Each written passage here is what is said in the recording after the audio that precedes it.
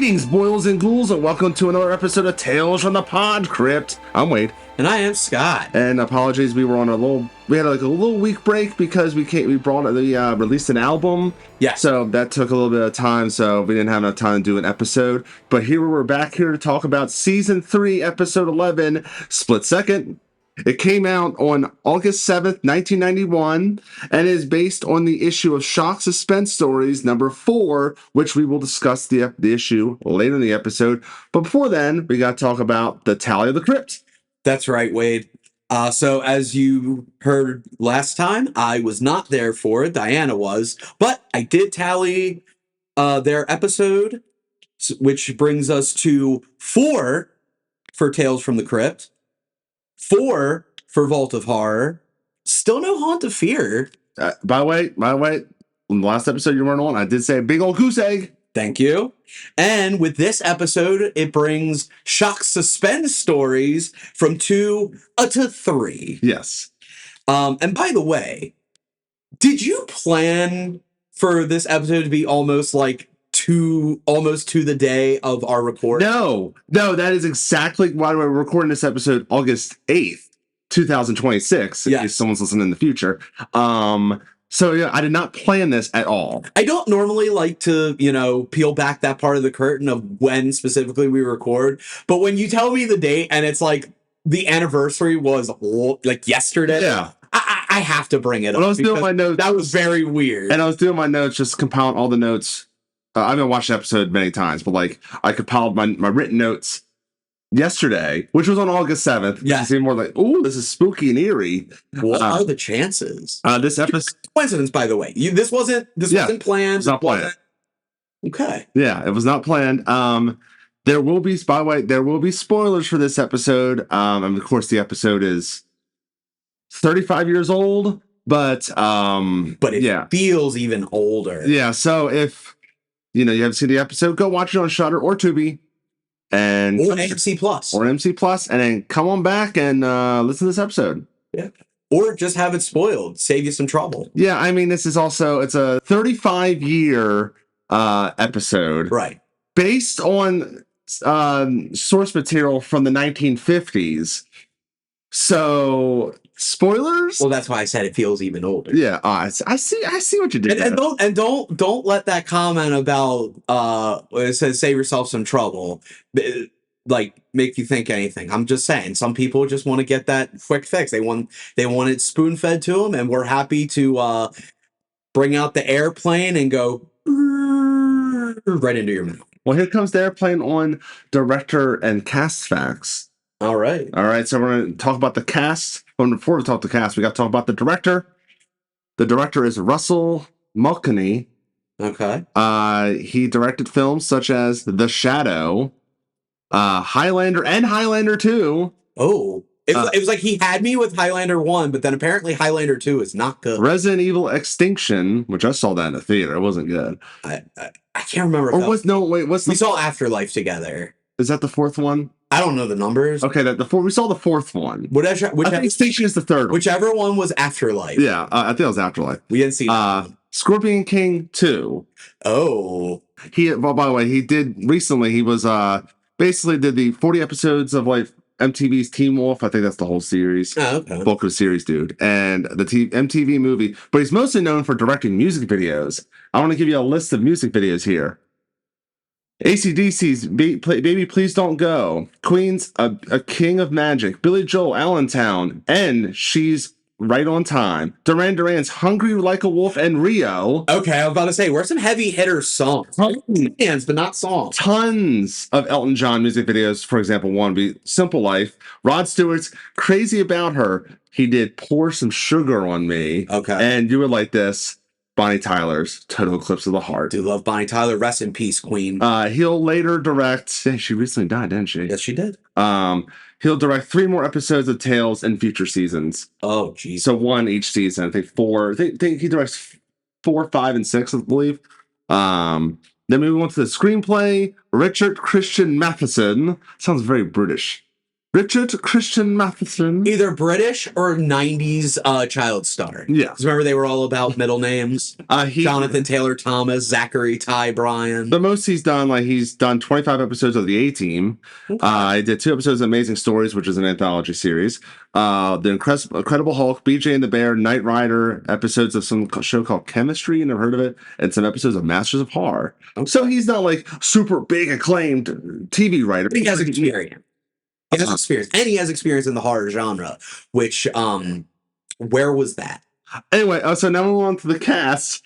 Brian James, which by the way, his name is spelled Brion. So I keep on saying Byron.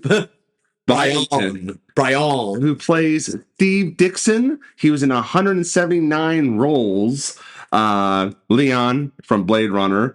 General Monroe from Fifth Element. He's the guy that gets frozen in Corbin Dallas's fridge. Yeah. Yeah, so he's that guy. He was also in Another 48 Hours. Striking Distance, Red Heat, Tango and Cash, House 3, The Horror Show. And remember a couple episodes, the last episode you're on, I mentioned Pterodactyl Woman from Beverly Hills. Is he in there? Yeah, he is. Is he also in the movie Stone Cold? I think he might be. Okay, there's a lot of movies. There's another movie that I want to put your way. I might have mentioned it to you, but I'm going to mention it on the podcast. There was a movie starring. Are you ready for the? There were 2 other guys who I don't remember, but these are the 3 tops in my opinion. Louis Anderson, Richard Lewis, and Richard Belzer. Oh, that's a great. It's a movie. That's a great group. And it features John Goodman and Ernie Hudson as bad guys. Oh my God. It's called The Wrong Guys. It's currently on Tubi. Okay. It's not the best movie I ever saw. It was interesting. Okay. I enjoyed it. I didn't love it, but I enjoyed it. But I would watch it again. My wife did not like it. She thought it was boring. So I would say anyone who, if you saw this movie and thought, what if that guy was more of a bumbling villain and not just a psychotic, jealous villain? Give it a shot. It's on Tubi. It's free. The Wrong Guys. Maybe you'll like it. I'll check it out. He was also in a lot of movies, but I just assume he's a bad guy. They're like low budget action films. Yeah. Based on these names. Mantis, but it's like all like letters. Okay. Scanner Cop, Time Runner, Hong Kong 97. Is it Hong Kong 97? Yes. He was also in a movie. You mean the movie based on the game that was reviewed by the Angry Video Game Nerd? So, yeah. Even though it wasn't based on also, I don't know anything about this movie, but it sounds amazing. The name Art Deco Detective. Oh, whatever that is. That gave me a feeling. We're gonna check that out. Also, he was in the movie Future Shock, which we did cover long ago on B Movie Den, which is on our YouTube, youtube.com/Condish Productions. Moving on to Michelle Johnson as Liz Kelly Dixon. She was in 42 roles, most notable roles. She was Anna from Death Becomes Her, China from Waxwork, Blame It on Rio, Far and Away, Dr. Giggles. It seems there's a lot of people on Tales from the Crypt that were in Dr. Giggles or involved with Dr. Giggles. Moving Target, which sounds amazing. Okay, here's the main cast on the cover of the art. I can't say main cast because it might just be the notable actors. For Moving Target, on the cover, the 2 listed actors are Michael Dudikoff. Okay. And Billy D. Williams. Well, is it a canon movie? It might be. If it's a canon movie, Michael Dudikoff's going to be all over that fucker. Also, by the way, Brian James, I forgot to mention it. Brian James. He did pass away in 1999 at the age of 54. Oh, wow. Yeah. He really wasn't long for this world. Then we got Billy Wirth as Ted Morgan, 61 roles, and he's still acting. He hasn't really done anything of noteworthy. The biggest noteworthy thing he was Dwayne as one of the Lost Boys. Okay. So he was one of the Lost Boys. He was not, like Kiefer or the fucking like the main Lost Boy. He was a Lost Boy. Yeah, he was Dwayne. He was a Lost Boy in the Lost Boy. Yes, and he was also in the movie Body Snatchers. Invasion of the Body, the remake. Anyway, no, not the Donald Sutherland. No. And then we have Dan Martin as Snaz, 137 roles. Heat, Sleepwalkers. He was a guard in Rush Hour. the classic Leprechaun 5 in the Hood. Beverly Hills 3, we'll probably know him as Malik in Malcolm in the Middle. And Malcolm in the Middle, Life is Unfair. I did not watch the 4-episode miniseries thing, but yeah. I didn't watch Malcolm in the Middle enough to where I would need to watch it. I'd have to watch the original show over again to be able to watch it. And the rest, Alan Paulo as Artie, Tony Pierce as Banjo. By the way, did you recognize Banjo? I did. He is one of the friends from the firefighter from the movie Big Bully. Yes. We're Big Bully apologists, everyone. Yes. We gotta do a retrospective on Big Bully. And I think he's also in Near Dark. He is. He's not one of the vampires, though. But he was in Near Dark. And then acclaimed producer Joel Silver as Crypt Keeper's chainsaw victim. He produced stuff like Who Framed Roger Rabbit. Did he also produce a little show called Tales from the Crypt? Yes. There's that too. Warriors Dead, yeah. And of course, John Kassir as the Crypt Keeper, which brings us to our Drip Keeper look, which was lumberjack flannel. My only critique was I wish he had the helmet on in both the intro and the outro and not just the outro. Yeah. I think don't get me wrong, he looked adorable in his little flannel, but when he had the helmet on, he just set it over the edge. It was a cherry on top. Sometimes life can be such a grind, know what I mean? That's why I like to get out every now and then and swing a little. He throws an axe and hits a guy. So much for his family tree. I guess, did he hit him in the nuts? I mean, I think he's just dead, Wade. No. He hit him, his family tree, did the axe, cut off his, Johnson? Yeah, like his, reproductive parts. I think it's just because he's dead, so he's no longer a part of the family tree. Oh, okay. It's a lumberjack That's pun, more Wade. Family friendly, I think. Yeah, it's a lumberjack pun, Wade. I don't know if you noticed that about this whole episode. Bunch of lumberjacks doing lumberjack things while trying to have sex with their boss's wife. Tonight's tale concerns a young woman who's about to do a little swinging on of her own. She wants to prove that a good man is hard to find, but easier to get rid of. I think you'll like this little chopping spree I call Split Second. Hey, and before we go into it, I wanna lay down one of my biggest critiques of this whole episode, one of my biggest problems with this episode. Because not every episode has this, and a lot of times when episodes have it, it works. This was an episode that had a narrator that absolutely not only didn't need a narrator, but I think the narration ruined this episode. Well, I don't want to jump a little forward, but there's the whole framing of the comic source material is voiceover. And that's fine, but you don't have to do it. It has her story. Trust me, if we learned anything from that one episode, you don't need to do anything from the actual comic to get the title. If you did the voiceover, the big thing about the comics, which we'll talk about, is the last panel has a great sting to it, to where it pays off the voiceover. Well, it did. I will say I'll just jump ahead. Basically, it's it has the same setup. And the same setup as the ending, but she's there's the voiceover going on, and then I just know, and then the last panel is the thought bubble saying that I'm next. That's when it would work, I think. Yeah. But they didn't do it in the episode. If they would have done it that way, I think it would have worked. But the way the voiceover was utilized and everything, I think that was one of the biggest problems I had with this episode. I'm just also it was she wasn't. I felt like she wasn't in it enough to justify it. Yeah. If it was more about the husband's insecurities, I think that would have told a better story. And I get it, you're trying to be as faithful. You have to have a little bit of faithfulness to the source material. I get it, but I'm just saying that could have gone a long way. Well, the source material, because I remember you told me it was a little dry. We're jumping a little ahead a lot, but Liz is kind of the start of this episode. She's kind of selfish and kind of not a good person from the start. She kind of comes off as just kind of spoiled and little she feels like she has a chip over her shoulder. She's owed to be respected, or you know what I mean? Yeah. She has that. Girl, you're a waitress at a dumpy ass bar. Yeah, so like, and then she should be respected. She shouldn't be. I mean, That's not polite. should be respected. It should have respect for each other. Period. But I'm just saying. But to be like to feel like you're above it, like, girl, you're a waitress at a dingy ass mountain. In the comic, she's very like innocent. Well, until the end, she isn't. But like, I was gonna say, I'm guessing in the comics, it's more like a transformation. Yes. Than just, oh, and you know what? That goes back to, I forgot it what reveals that she's not a good person. it goes back to Love to Death, one of the worst episodes I've ever watched.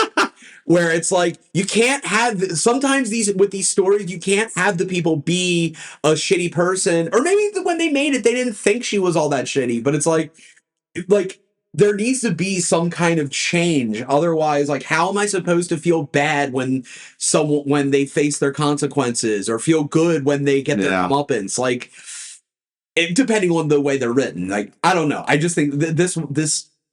But yeah, we had the voiceover of Liz. She's like bartending, and then Banjo, our boy Banjo. I really thought was going to have more to do in this episode. The fact that they even named him. Yeah. I think they just want to say, hey, it's Banjo. Yeah. I don't think Banjo is even in the comics. They just named the character Banjo just to have it. He was hanging with his friend Kazooie, and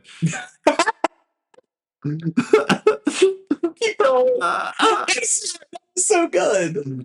So he's like, hey, girl, you want to hang out? You want, you want to spit some tobacco and all that? I don't know what the fuck he was saying. He was saying stuff. He was saying redneck mountain shit. Yeah, I wanna chop down your tree or something like that. I don't know. So then Dixon shows up with a gun. He just has a gun, and it's like, you shut heel, leave her alone. And Liz is like, oh, she got really horned up. I noticed that when she gets horned up, she has to hide behind like a pillar or a tree, or like a bash. It's very easy to please. Well, yeah, she was really horned up. It's like I'll bet you if I was just like, hey, you got some shit on your face. Oh, and she wiped it off. She would just be, oh. I think she just likes men that are like just masculine. She just likes that alpha male kind of thing. A little too much. So she's very easily persuaded. Like, can I buy a drink? Because he's very weird looking guy. Yeah. No disrespect to the actor, but he's a weird looking. I think he knew. I think everyone knew. That's why they had. I want to say what you want about this episode. They had some great reaction shots for him. Yes. Like the show, we'll talk about one that he punches the guy, his eyes go bulging out like, oh my God. His facial expressions are fantastic. I mean, that's why I think he got so much work over the years, was because of just how good he's. Don't get me wrong. Like, the faults with this episode, he is not one of them. No, he actually is the one of the three things that shines like a diamond. So I'll tell you what the other two are later. So he buys her a drink, and they slow dance until the bar closes, and he asks her to marry her, and she's like, "Yes, I will."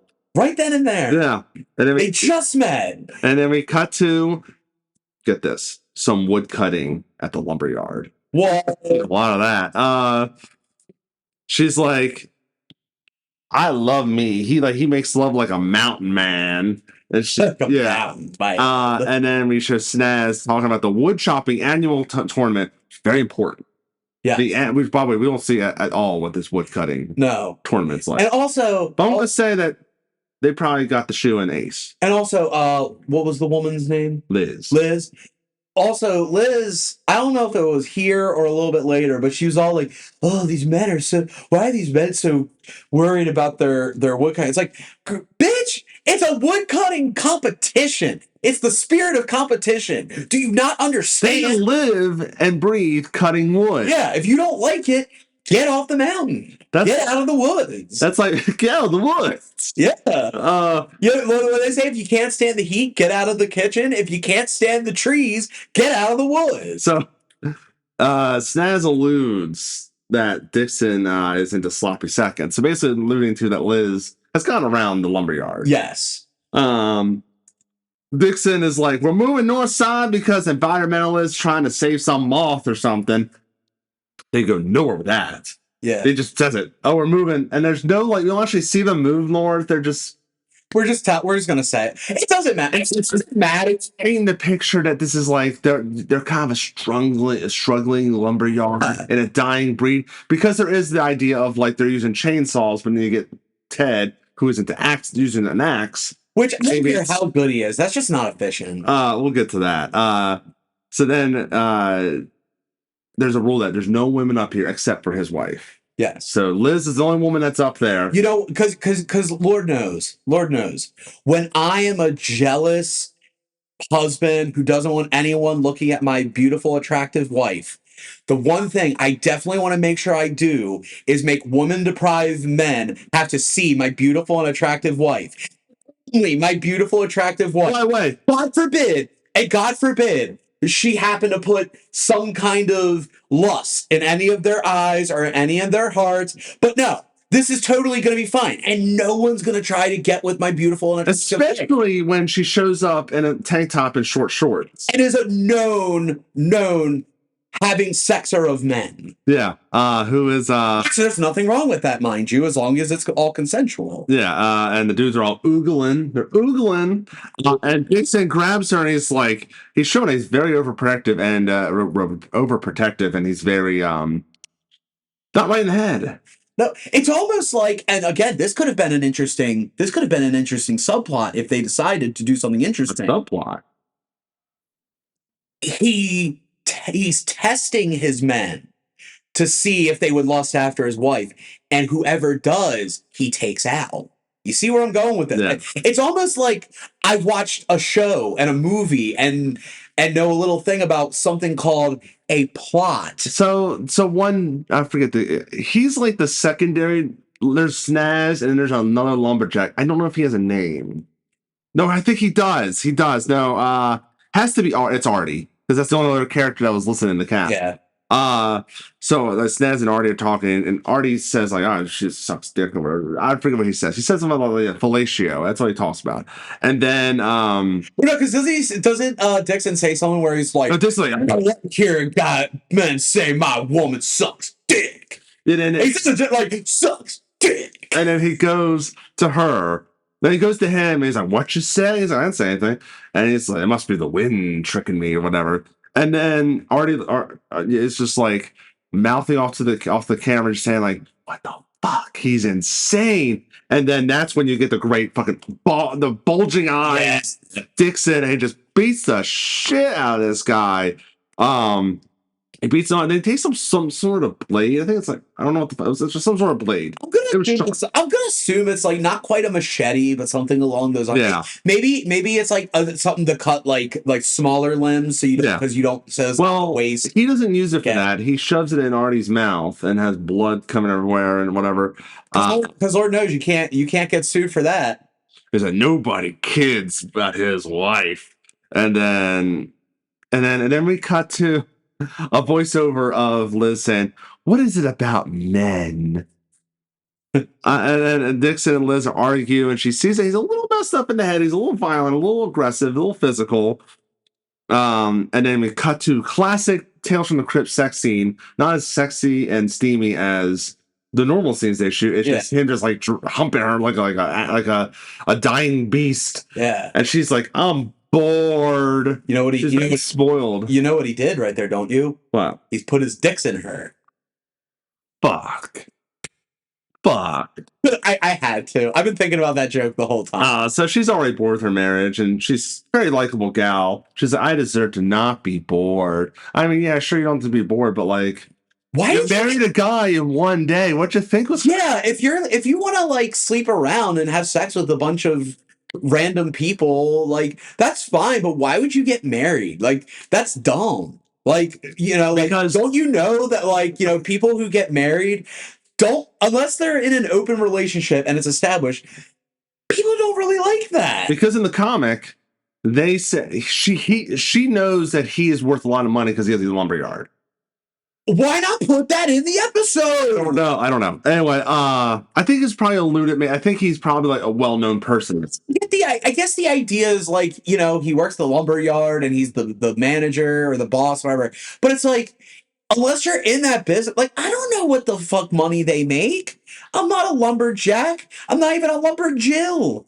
I don't know I don't know how lucrative it is. Fucking tell me. Anyway, so she hears a knock at the door. It's a young, handsome man, Ted Morgan.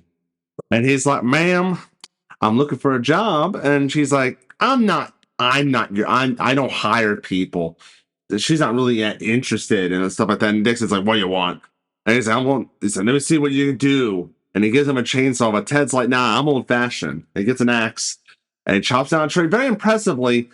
But I feel like you said it wasn't efficient. I feel like it would take 2 times longer. It's not efficient, and but I will say, when he took off that flannel and just wearing that wife beater, even I, a heterosexual man who is completely secure in his sexuality, my God. And I mean, you just heard the sexy saxophone from the Lost Boys when he did that. I still believe.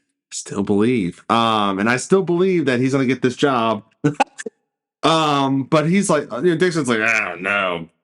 But then like snazzing on him like, dude, he's a shoo-in for the woodcutting contest. By the way, I forgot to mention that Liz is behind a tree, looking all horned up. She's lusting. She's always behind something. Yeah, she's always behind. I mean, she has a good face doing that. It's very. I mean, she looks good doing it, but it's just like very like we're using the same shot frame. Yeah, just using that. It's just how she knows that she's now with this person is because that. And he's like, but yeah, he chops the fuck out of that tree and say for axe work. I mean, yeah, it's good, but when you have a job and you have a time limit and stuff, I feel like chainsaw, like, dude, you got to get over your phobia. Oh, but also Dixon sees her pining on a pine tree. I was about to say pining in the pines. Yeah, pining in the pines. In the pines in the pine where she pines all the time. Oh my. So he's like, what the hell? But he's like, hey, you're decent. But like, everyone get the fuck back to work. Okay, you can focus on attorney on your time, but when you're on my time, it's we're doing pay which by the way, that's straight from the comic. That whole line pulled from the comic.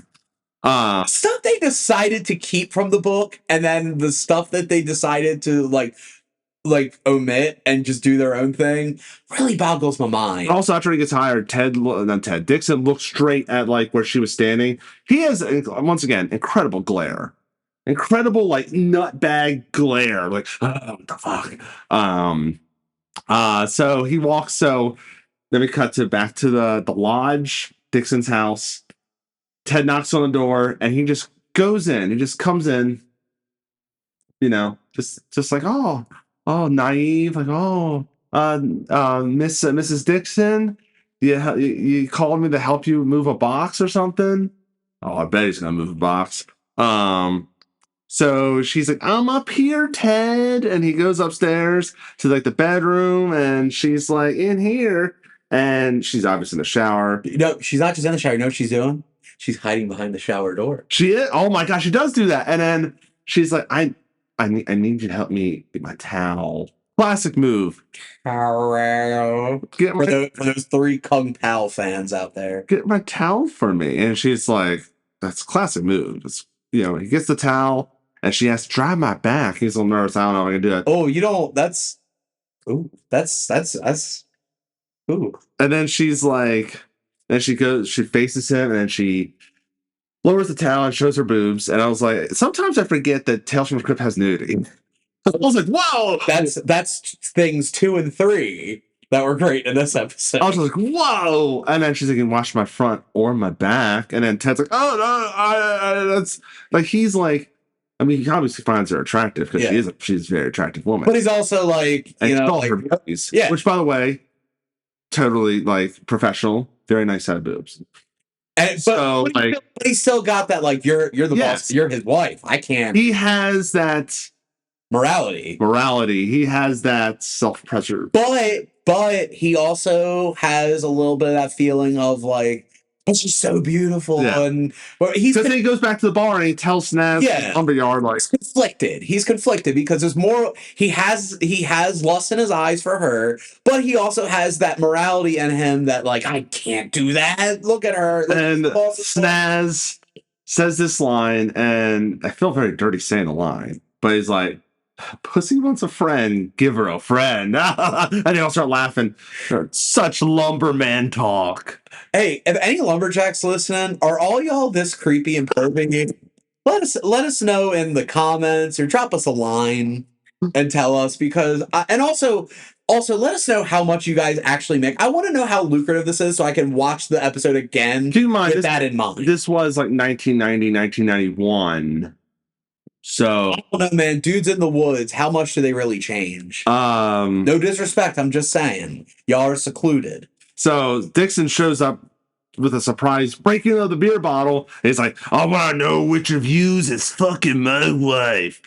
and I turned to Muscle Man from Regular Show for a second. I don't even know what that is. You've never seen Regular Show? I've heard of Regular Show, and I know it's like that Blue Jay, and that's all I know. Mortimer Rigby? Anyway, Snaz. Sorry. It's like nobody fucking your wife, and then like he's like, I found one. Oh, by the way, I forgot to mention that Ted drops his worker glove. Yes. And she picks it up and she's like, playing with it. So Dixon found the work glove and he's like, someone like a work glove. And then him and Snaz kind of get in each other's face, and then it's very intense. And then like Snaz is like, that's no one's glove, no one's doing it. You're paranoid, dude. Maybe you shouldn't have brought your wife up here. Maybe you shouldn't have done that, dude. Yeah, and then so Ted's like, I gotta get out of here. Someone's gonna get hurt. Little does he know. So he's gonna go back to the bunks because I guess they all sleep there. I keep forgetting that they live there too. So he's like packing up his probably like as long as they have it like till the job's done. And then the door swings open. We see Liz in a very low cut white dress going somewhere, and then she's like her voiceover saying, men are so easy, but not really, because Ted's still like, please stop, dude, please stop. Yeah. And then she grabs her in the back of the head, and she isn't looking for much, and she threatens that she'll say whose glove it is to Dixon, blackmailing him into sex. Aw, isn't that cute? Well, not really, because he's like, yeah, let's do it. Because he's like, he just can't handle it. He's just overcome with feeling, and she's right there too. He's got wood, if you know. And she's got something that can chop that wood. Her husband. So like she rips his shirt off, they rip each other's clothes off, and he's like, it's not right. And she's like, fuck what's right. And she's like, okay. He's like, okay, whatever. He shouts him, and she breaks I laughed because she breaks a lamp for no fucking reason. Well, you just hear her move her arm, and you hear like the classic like glass break, and it's. I think it's to show just like the intensity. I know, of the passion. I know, but it made me laugh because I was not expecting. It'd been even more funny if I heard a pottery break sound effect there. Yeah.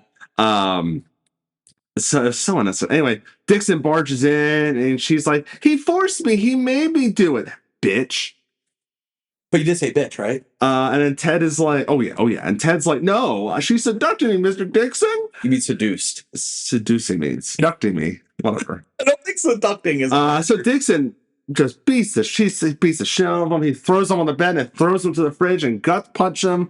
And then he grabs like the axe and smacks him in the face twice with the blunt end. Okay, this is one of those things where, you know how I keep saying, like, some episodes make me, like, be like, okay, you're expecting me to accept a lot of shit that I just can't.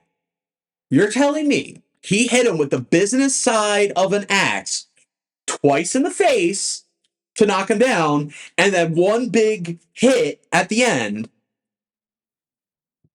And he survives?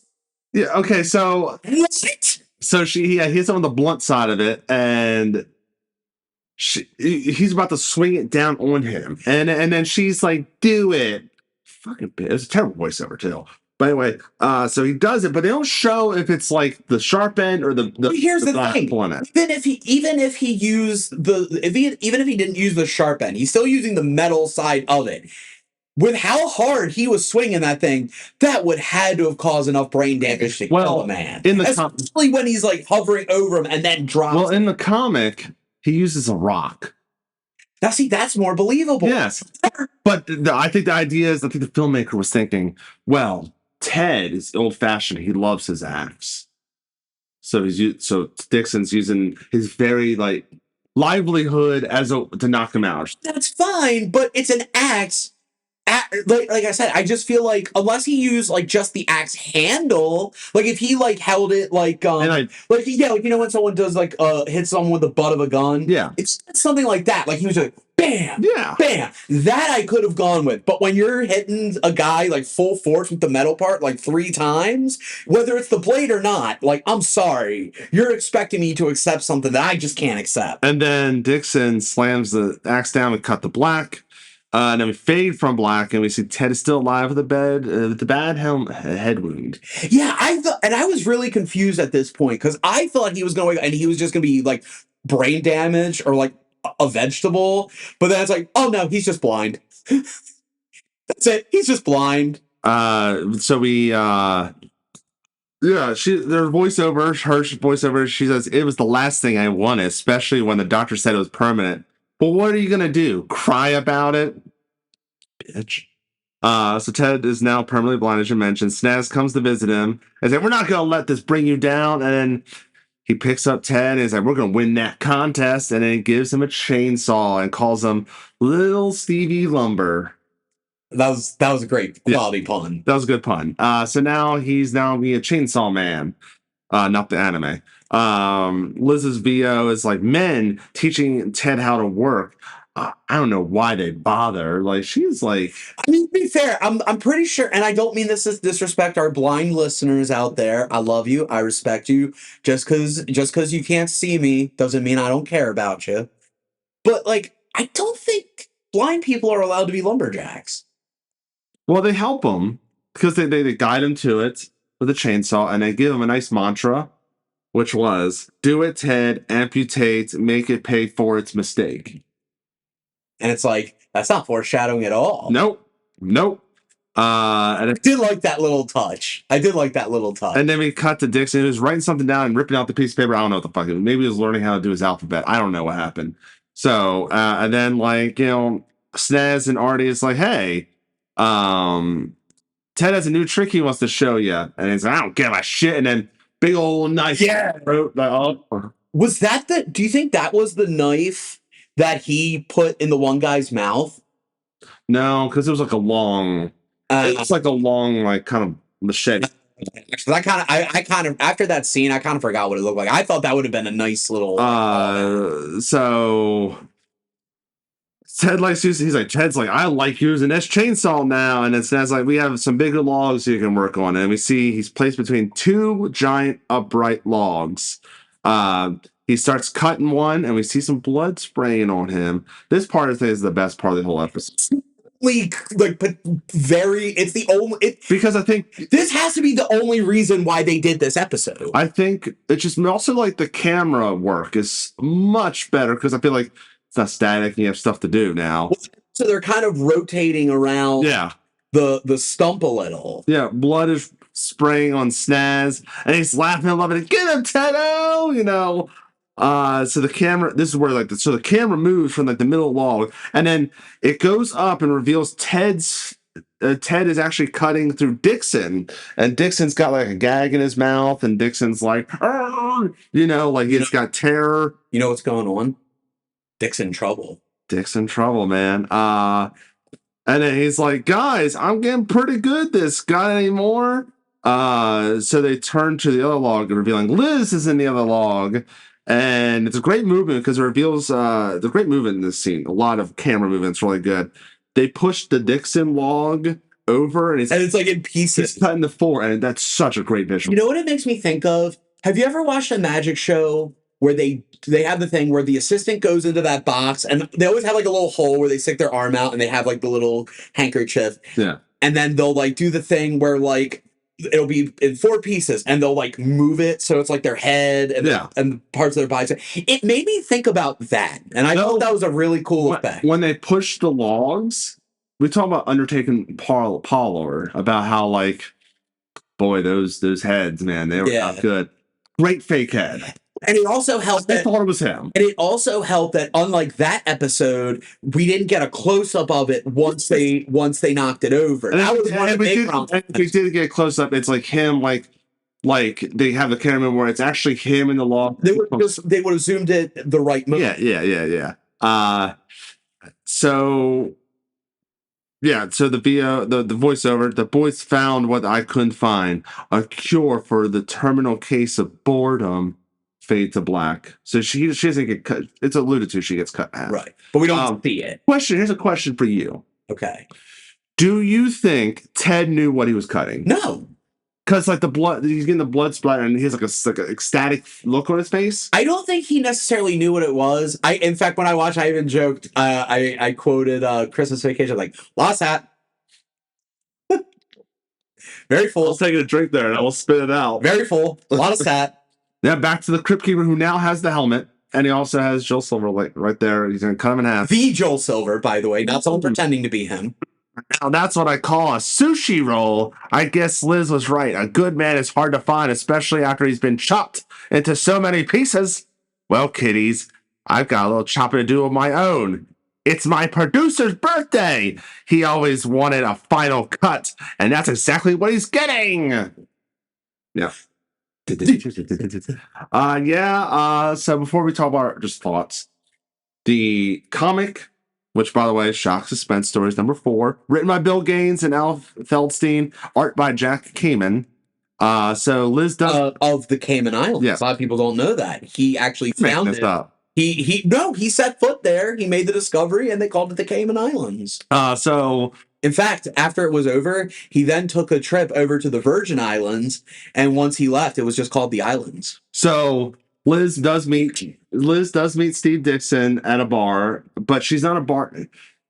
It's not alluded that she's a bartender, but she does cabaret. Okay, so you're kind of like, so it's kind of like, you know, because at that time that kind of stuff was seen as like, ooh, yeah, like the not family friendly, but like a more friendly version of she's a prostitute. Yeah, she asks him about like, you know, she knows who she is and he is, and she asks about there's women. She's like, no, you'll be the only woman there. Blah blah blah. So they elude that rule. Though they do look different.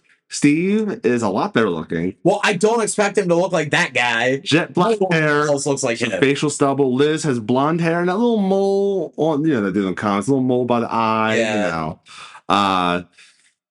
They do have a scene where Dixon beats up a gossiping lumberjack. The lumberjack says, she used to chirp in the Silver Dollar Saloon, lady. Ha! She's not a lady, you know, kind of like that. Yeah. Like, okay. Well, that's a lot more family friendly than what was actually said. Well, I mean, but what he's saying isn't like. I mean, he was just using the slang of the time.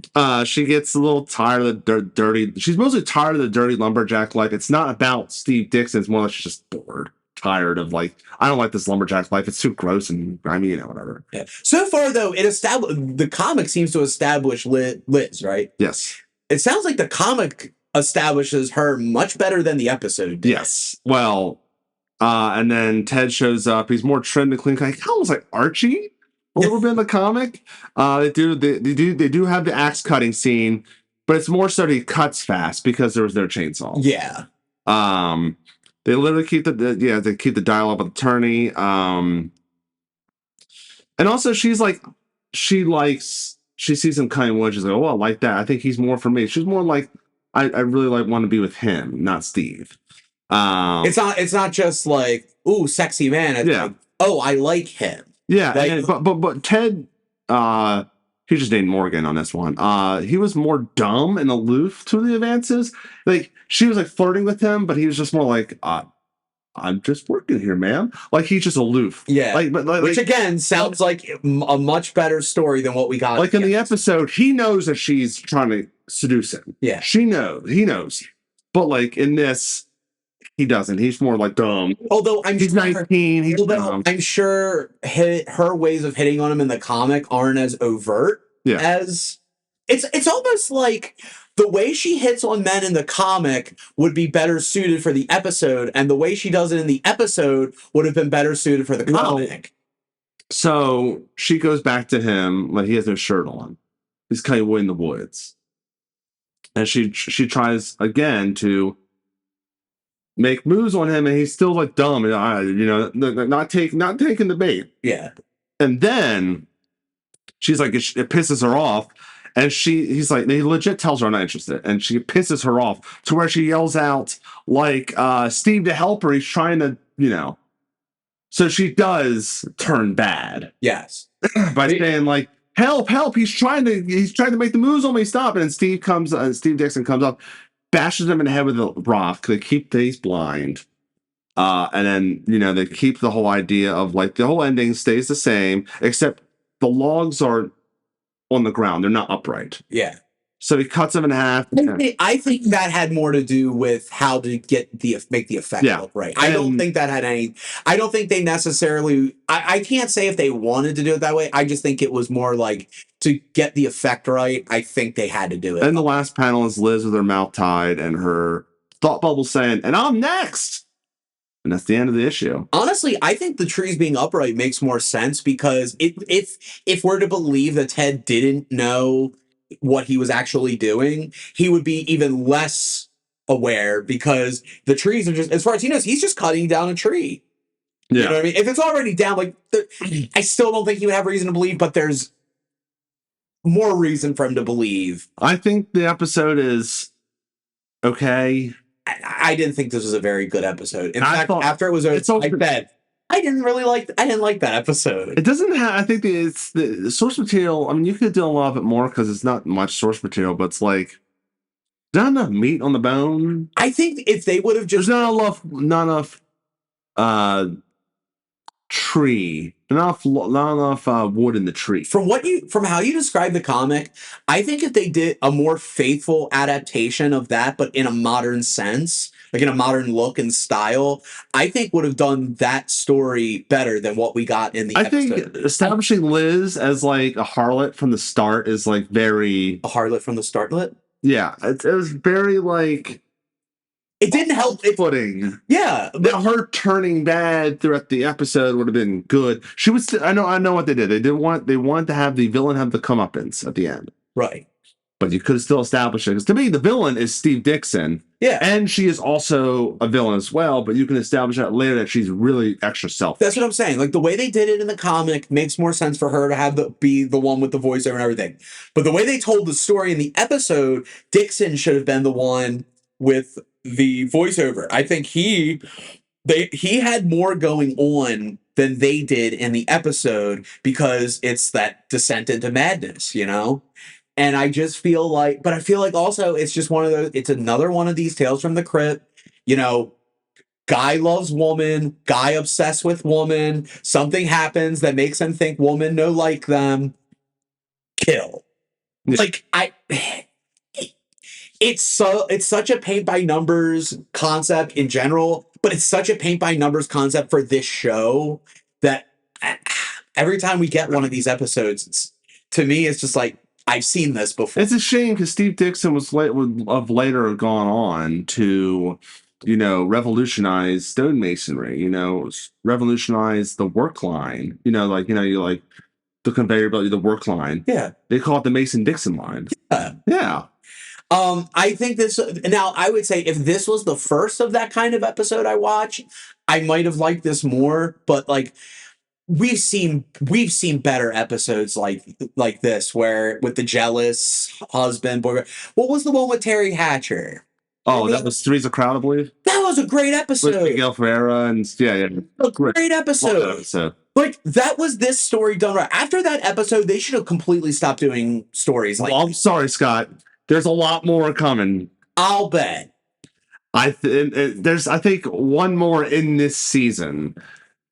I mean, that's a little bit more. As long as they do something fun or interesting, I'm okay. I'm okay with it. I don't hate it. It's just I feel like when it's that, they don't know how to expand it and make it more than it is, or use the environment or whatever to their advantage. Like, okay, so he used a chainsaw. Big deal. You can get a chainsaw anywhere. You can get an axe anywhere. Like, use the environment. Well, like, they did at the end. Yes. But by the end, it's like, who cares? I'll say the director, they do one of their next episodes is better. Good. I hope they get better because like there's one episode that's really good that they do. Yeah, Split Second is just kind of like average. It's fine. It's dull. It's boring. It's not even that it's average. I shouldn't even say average. It's just it's one of those ones where if this was like if you hadn't seen episodes like this before, it would be fine. But if you've seen if you've like basically if you've done like we're doing and you've watched every episode from season 1 up until now, you could skip this episode. Yes. Like this is not must see. Yeah, that's our thoughts on Split Second. Let us know what you think on social media. We have Tales from the Podcrypt on Instagram. We also put our episodes on youtube.com/Condish Productions if you're a YouTube person. If you're not, if you listen to us on Spotify or Apple Podcasts or whatever, be sure to follow us, hit those likes, give us 5 stars, do all the things. Right. And if you are listening to this on the YouTube channel, why not explore it a little bit? We got Criterion Connection episodes. We've got retrospectives. If you want to take a blast from the past, wait allude to. We got B Movie Den. We've got our music review series, which is on hiatus. It's not gone. It's just on hiatus. Yeah. And a bunch of other things on there. Short films. This man turns to pizza. Yeah. Come on. You're just going to figure out which one it is very easily. Yeah. Also, we have a band called Liger Bombs who released a new album called Go Berserk. It's on all music streaming platforms. You can also get a physical CD if you're a physical media person like me. I don't even have a CD player, but I'm a physical murder. Man. I'm sure. I don't know what a non-physical murder is. A physical merchandise person like myself. We have CDs on ligerbombs.bandcamp.com. Shirts, pins, and patches as well. Get yourself a sticker if you make a purchase. Yes. So next episode we are doing Deadline.